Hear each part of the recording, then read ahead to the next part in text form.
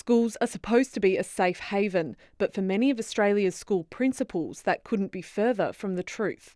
Between fires, floods and a global pandemic, Australian schools have had one of the most disrupted years on record, and it's taken a toll. Last year was extremely challenging for so many, and we survived on adrenaline. Now in its 10th year, the Health, Safety and Wellbeing Survey results show a steady increase in violence, threats and harassment towards principals over the past decade. Sometimes it's physical, so it can be from students or regrettably sometimes parents, but what we're seeing more of a trend is more towards online forums. Parents taking to their keyboards rather than raising issues with schools directly has become a major issue. Before you know it, the school and the principal's been slandered.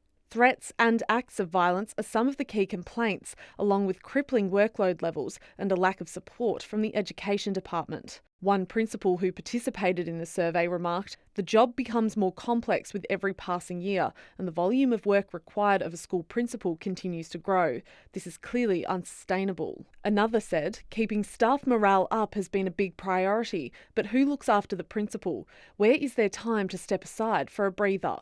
The survey authors say a major overhaul of wellbeing practices for school leaders is overdue, making 16 key recommendations in this report. Among them is creating an independent task force to investigate abusive behaviours in schools, as well as tackling enormous workloads for principals.